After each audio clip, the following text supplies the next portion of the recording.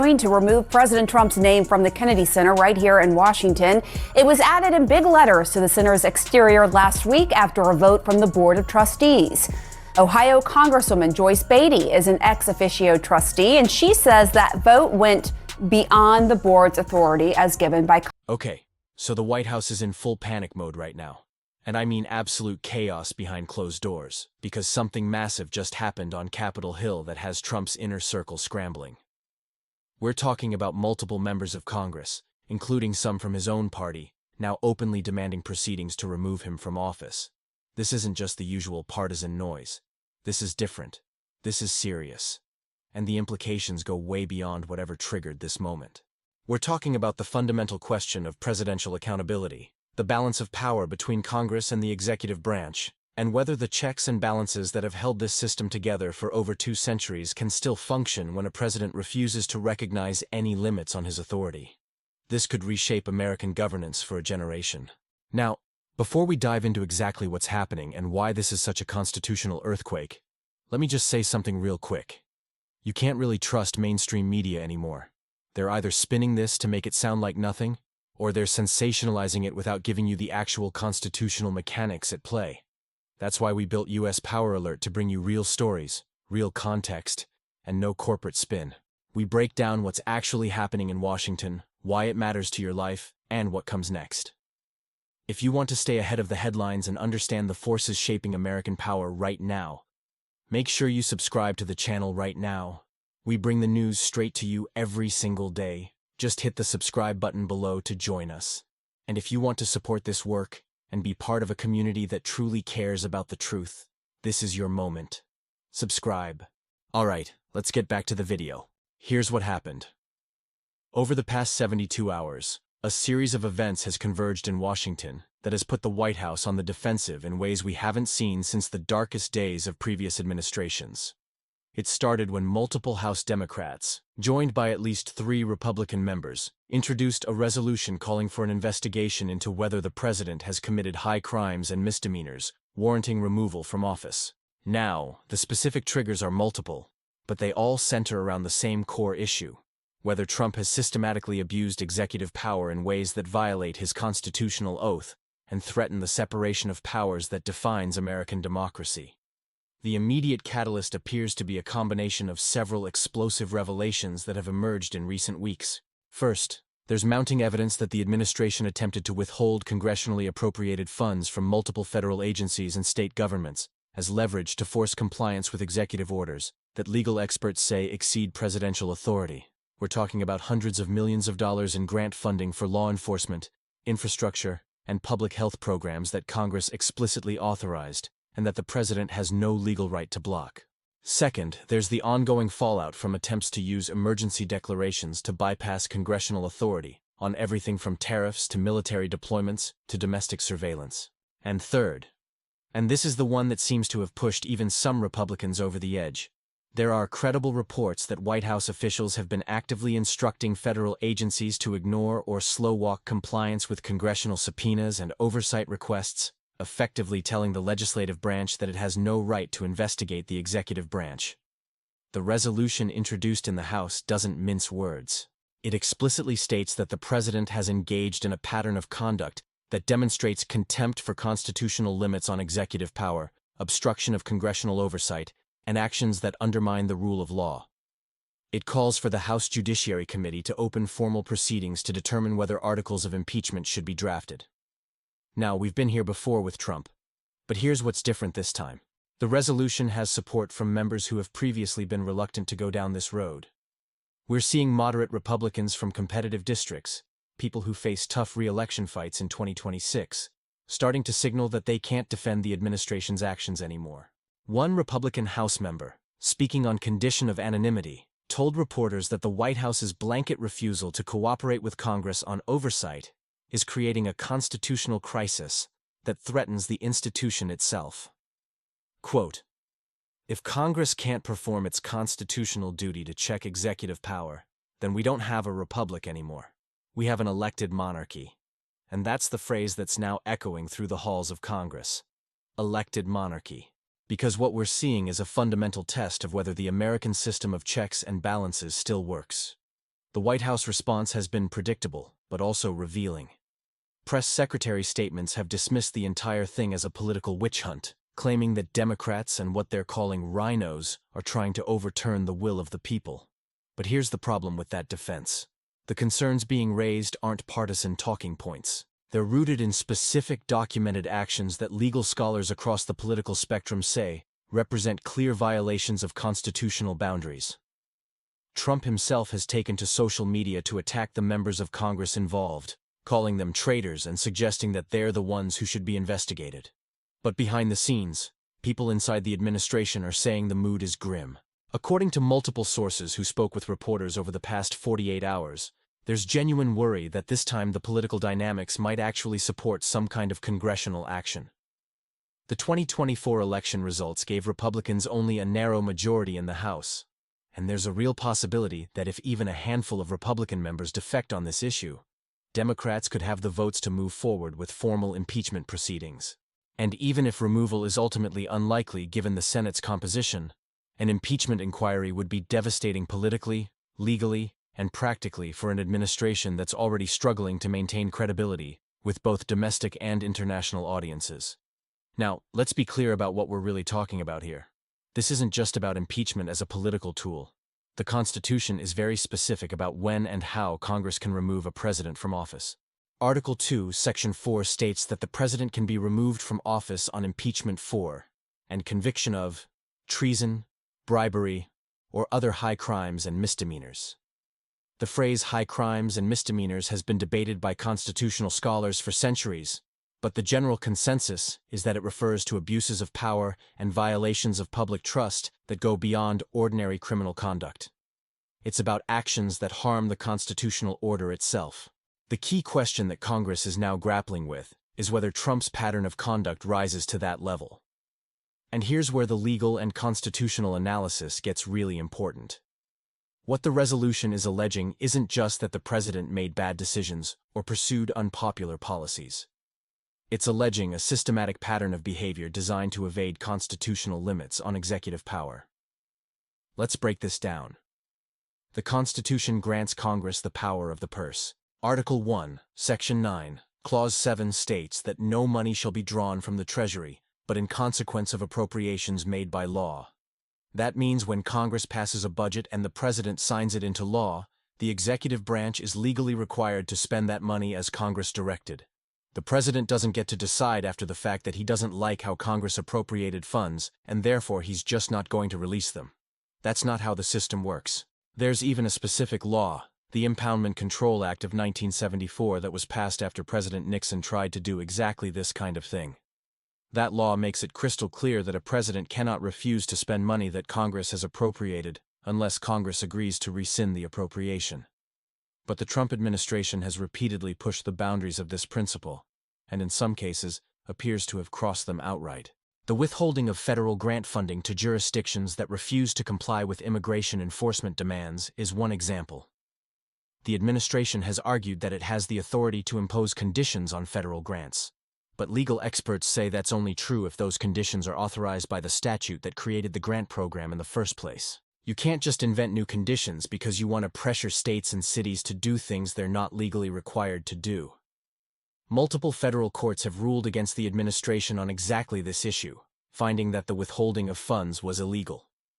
But the administration has continued to try to find ways to leverage federal money as a weapon, and that's what has Congress so concerned. Then there's the emergency powers issue. The Constitution doesn't explicitly grant the president the power to declare emergencies. But over the course of American history, Congress has passed various statutes that allow the president to invoke emergency authorities under specific circumstances. The key word there is specific. These laws were designed for genuine crises, wars, natural disasters, imminent threats to national security. They were not designed to be blank checks for presidents to bypass Congress whenever they don't like the legislative outcome. But Trump has repeatedly invoked emergency powers to do things that have nothing to do with actual emergencies. Declaring a national emergency to impose tariffs on trading partners. Declaring emergencies to redirect military construction funds to border projects that Congress explicitly refused to fund. Declaring emergencies to activate surveillance and intelligence authorities that were meant for counter-terrorism operations, not domestic political disputes. Legal scholars have been sounding the alarm about this for months. The concern is that if these uses of emergency power are allowed to stand, they fundamentally alter the balance of power between Congress and the president. If a president can declare anything an emergency, and then invoke statutory authorities that were meant for genuine crises, then Congress's power to legislate becomes meaningless. The president can just go around Congress whenever it's convenient. And that's not how the Constitution is supposed to work. The framers were very clear that they wanted a system where Congress, as the most democratic branch, would be the primary locus of lawmaking power. The president is supposed to execute the laws, not rewrite them through creative interpretations of emergency statutes. And then there's the obstruction of congressional oversight. This is the piece that seems to have pushed even some Trump-friendly Republicans into the camp of people who think Congress needs to act. The Constitution grants Congress broad powers to conduct oversight of the executive branch. This isn't just a nice-to-have feature of the system. It's fundamental to how checks and balances work. If Congress can't investigate executive branch actions, then it can't perform its legislative function effectively. It can't exercise its appropriations power responsibly, and it can't hold the executive accountable for misconduct. The Supreme Court has repeatedly affirmed that Congress has the authority to issue subpoenas as part of its oversight function and that the executive branch must comply unless there's a valid claim of executive privilege. But the Trump administration has taken the position that it essentially doesn't have to cooperate with congressional oversight at all. When House committees issue subpoenas for documents or testimony, the White House just says no. Sometimes they claim executive privilege, but often they don't even bother with a legal justification. They just refuse. And when Congress tries to enforce its subpoenas through the courts, the administration delays and appeals and drags the process out for so long that the information becomes irrelevant. This isn't normal. Previous administrations, including Republican administrations, have disagreed with Congress about the scope of oversight and have asserted executive privilege in certain cases. But they've also recognized that Congress has legitimate oversight authority and have engaged in good faith negotiations to accommodate congressional requests. The Trump administration's approach has been to treat congressional oversight as illegitimate partisan harassment that can simply be ignored. Okay, let's break down what this actually means for American democracy and governance going forward, because this goes way beyond the question of whether Trump gets impeached or not. First, understand that we're at a critical juncture in terms of the institutional health of the American political system. The separation of powers isn't just an abstract concept that constitutional law professors argue about.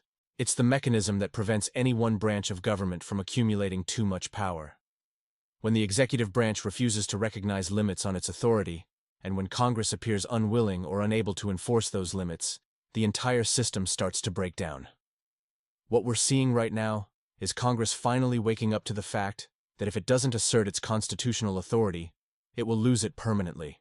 Second, the political calculation around impeachment has shifted in ways that should worry the White House.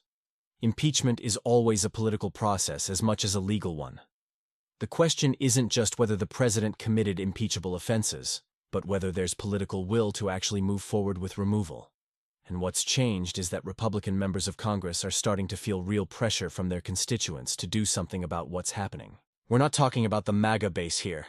We're talking about traditional Republicans, suburban voters, business-oriented conservatives, people who believe in limited government and constitutional constraints on executive power. These voters are looking at the president's actions and saying, this isn't conservatism. This is something else. And they're telling their representatives in Congress that they expect them to uphold their constitutional obligations, even if it means going against a president from their own party. Third, if impeachment proceedings do move forward, the legal and political landscape becomes incredibly complex. An impeachment inquiry would give Congress vastly expanded investigative powers.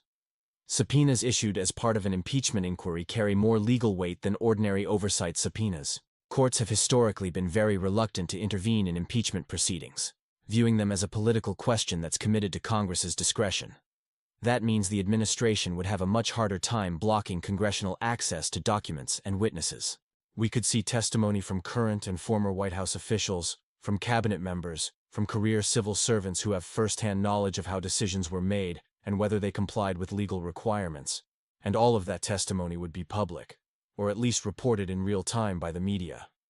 The political damage from an extended impeachment inquiry could be catastrophic for Trump's ability to govern, even if he's ultimately not convicted in the Senate. Fourth, the international implications of all this are enormous. America's allies and adversaries are watching this very carefully. When the President of the United States is facing potential removal proceedings, foreign governments start to question whether they can rely on American commitments. Trade negotiations stall because other countries don't know if they're negotiating with someone who's going to be in office next month. Security partnerships become strained because allies wonder if they can count on American support if the administration is consumed by a domestic political crisis. And adversaries see an opportunity to push boundaries and test American resolve, betting that a president fighting for his political survival isn't going to risk a major international confrontation. We've already seen hints of this. European leaders have been notably cautious about engaging with the Trump administration on major initiatives. NATO members are hedging their bets, quietly exploring what their defense posture should be if they can't rely on American leadership. And countries like China and Russia are absolutely paying attention to every sign of domestic American weakness. Fifth, there's the economic dimension. Markets hate uncertainty, and a president facing removal proceedings creates maximum uncertainty.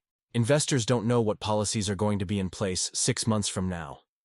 Businesses can't plan major investments if they don't know whether the regulatory environment is going to be completely different depending on who's in the White House. We've already seen volatility in response to the president's tariff threats and the legal challenges to his emergency declarations. If impeachment proceedings begin, that volatility is going to get much worse.